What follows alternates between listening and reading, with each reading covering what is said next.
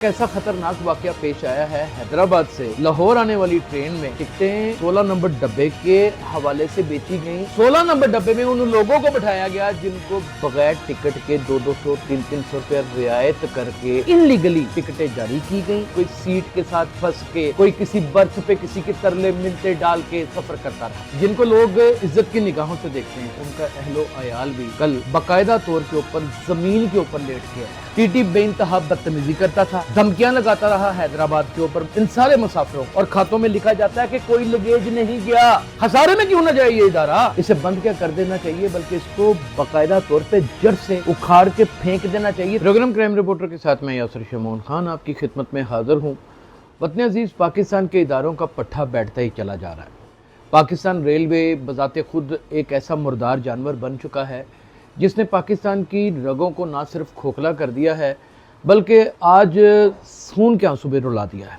कल का एक ऐसा ख़तरनाक वाक़या पेश आया है हैदराबाद से लाहौर आने वाली ट्रेन में, और वो अल्लाह माफ़ करे तौबा सफ़ार दिल दहल जाता है, तकलीफ़ में मुब्तला हो जाता है। आप इनकी नॉन स्टॉप देख लें, आप इनकी कोई भी ट्रेन देख लें रेलवे की, ना तो उसमें डब्बे साफ़ सुथरे होते हैं, ना ही उसमें कोई वो ज़रूरियात ज़िंदगी या वो ज़रूरियात सफ़र होते हैं जो इंसान के लिए बहुत अहम है। अब रात का वाक़या सुनाना चाहूँगा। 16 नंबर डब्बा लगना था हैदराबाद से लाहौर के लिए रेलगाड़ी में। 16 नंबर डब्बा तो लगा हुआ था, लेकिन 16 नंबर डब्बे में जितने लोगों ने टिकटें ली थी, यानी कि एक डब्बे के अंदर 218 लोग बैठते हैं फुल टिकट, और ये तकरीबन 2200 रुपये की टिकट है। यानी कि 218 लोगों को अगर 2200 रुपये से आप ज़रब दें तो कितनी बड़ी अमाउंट बनती है। उस 16 नंबर डब्बे को खुर्द बुर्द कर दिया गया, यानी कि टिकटें 16 नंबर डब्बे के हवाले से बेची गईं और डब्बे में 16 नंबर में नहीं बिठाया गया। 16 नंबर डब्बे में उन लोगों को बिठाया गया जिनको बगैर टिकट के 200 300 रुपया रियायत करके, यानी कि 1800 रुपया फ़ी कस के हिसाब से इनलीगली टिकटें जारी की गईं और उनको हैदराबाद से लाहौर तक का सफ़र करवाया गया। अगर 218 लोग बैठते हैं और फैमिलीज़ का अंदाज़ा लगाया जाए तो कम से कम भी लगाया जाए अंदाज़ा तो 31 से 32 फैमिलीज़ हैं जो 3 से 4 लोगों पर मुश्तमिल हो सकती हैं। उनका क्या हाल हुआ होगा, उनको फिर कहाँ जगह मिली। उनको पीछे कहीं डब्बों में फ़र्श के ऊपर कोई रुमाल बिछा कर, कोई तौलिया बिछा कर, कोई साइड के ऊपर गिर के, कोई सीट के साथ फंस के, कोई किसी बर्थ पे किसी के तरले मिनते डाल के सफ़र करता रहा।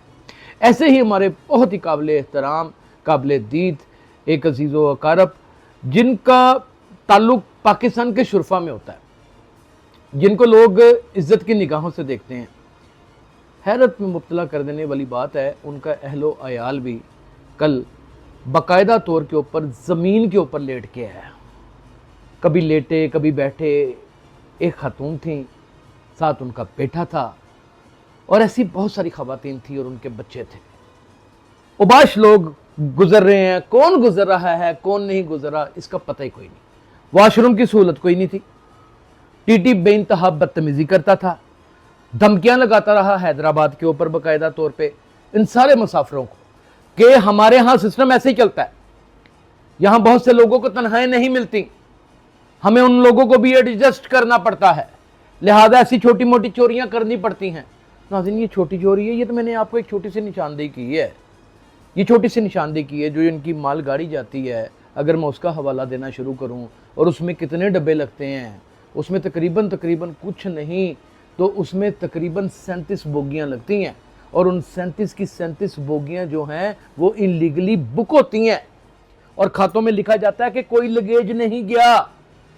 आप सोचें वो कितने करोड़ों और अरबों रुपए की दिहाड़ी है। खसारे में क्यों ना जाए ये इदारा। इन्होंने तो लोगों की इज्जत नफ्स के ऊपर हाथ डाल दिया है। आप इनका कोई वजीर देख लें, जब भी किसी वजीर की नॉमिनेशन होती है कि वो वजीर रेलवे लगने लगा है, उसके घर में मिठाइयाँ तकसीम करनी शुरू कर दी जाती हैं कि ज़मीन भी खुर्द बुर्द कर ली जाएगी, लोहा भी बेच दिया जाएगा, और लंबी दिहाड़ियाँ और लंबे काम भी साथ साथ कर दिए जाएंगे।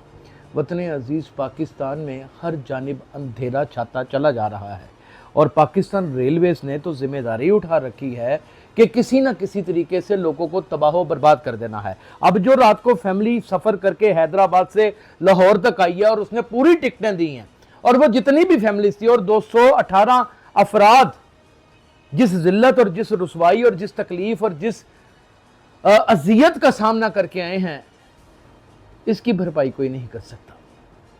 کیا یہ جب بیرون ملک جائیں گے؟ ان میں سے بہت سارے ایسے افراد بھی تھے جو باہر کے ملک سے آئے ہوئے تھے، جو اوورسیز پاکستانی تھے۔ انہوں نے جب ریلوے کی یہ حالت دیکھی تو آپ یقین جانیے گا، ان کے میسج میرے پاس موجود ہیں، وہ کتنی کتنی لمبی گالیاں نکال رہے تھے۔ یہ وہ لوگ ہیں جو باہر کے ملک سے زر مبادلہ بھیجتے ہیں پاکستان میں، اور پاکستان ان کو بدلے میں کیا دیتا ہے؟ ذلت، رسوائی، بے عزتی اور بہت ساری لان تان۔ کیا یہ لوگ ڈیزرو اسی چیز کے لیے کرتے ہیں، یا وطن عزیز پاکستان کے حکمرانوں نے یہی سوچ رکھا ہے کہ ہمارے شرفاء ہیں جو وہ عزت کے حامل نہیں ہیں؟ انہوں نے پیسے بھی پورے خرچ کیے ہیں، انہوں نے باقاعدہ طور کے اوپر انہوں نے پورا ریلوے پاکستان کا ساتھ دیا، وہاں پر وہ کسی بس میں بھی بیٹھ سکتے تھے اسی ٹکٹ میں۔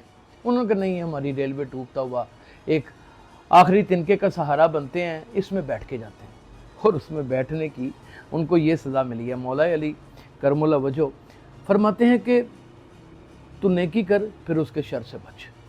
اس ادارے کے ساتھ جو نیکی کرتا ہے پھر اس کے شر سے محفوظ نہیں رہ سکتا۔ وطن عزیز پاکستان کی پاکستان ریلوے اس وقت جس خطرناک صورتحال کے اوپر کھڑی ہے، اسے بند کیا کر دینا چاہیے، بلکہ اس کو باقاعدہ طور پہ جڑ سے اکھاڑ کے پھینک دینا چاہیے، تاکہ اس کا نام و نشان نہ رہے۔